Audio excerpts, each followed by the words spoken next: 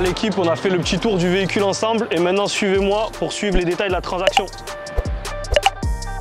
Salut à tous l'équipe, c'est Jimmy, gérant de la Cdiscount Auto Pare-Brise et aujourd'hui on va parler des documents à fournir à vos clients lors de la vente de vos véhicules. Donc du coup, premier document à fournir, excusez-moi, c'est la carte grise. Je vous dis ça parce qu'en gros, ils ont mis un peu à jour les nouvelles règles.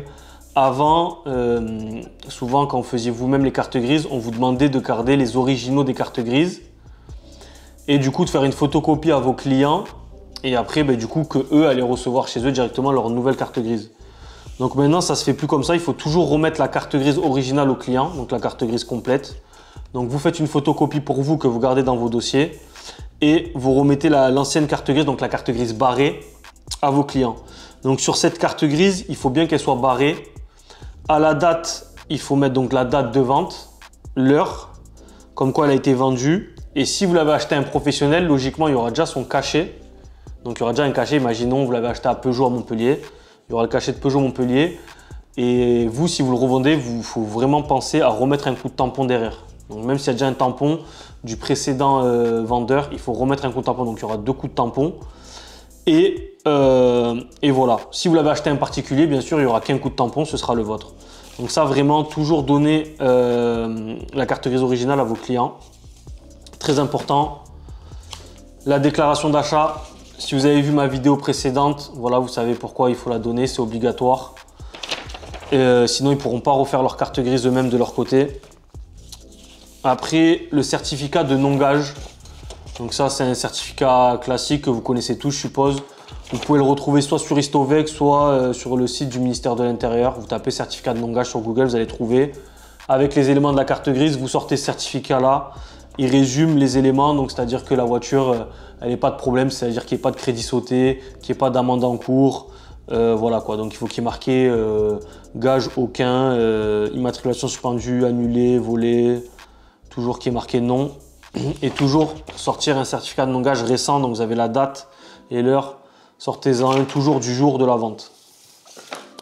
Voici pour ça. Ça, c'est un document que vous faites avec le SIV, un peu en parallèle de la déclaration d'achat.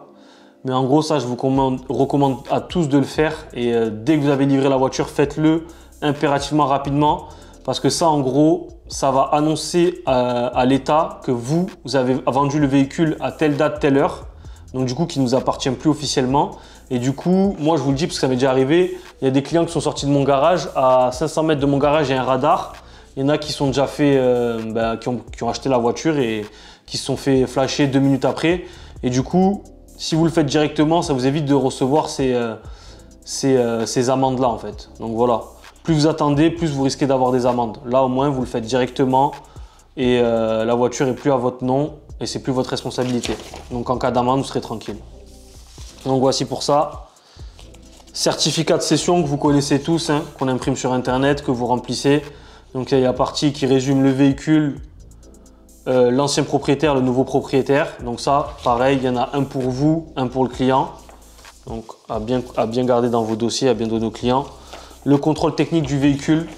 Donc voilà, vous gardez toujours une photocopie. Vous donnez l'original au client. Et après, du coup, donc ça c'est un spécifique, c'est des sessions. Et du coup, après, toujours donner les anciennes factures du véhicule au client. Si vous voulez, vous pouvez garder des photocopies dans vos dossiers, au cas où si le client les perd. Mais voilà, comme ça, il a un historique et un suivi du véhicule. Voilà les amis, c'est la fin de la vidéo. Si vous avez des questions en particulier, n'hésitez pas à me les dire dans les commentaires.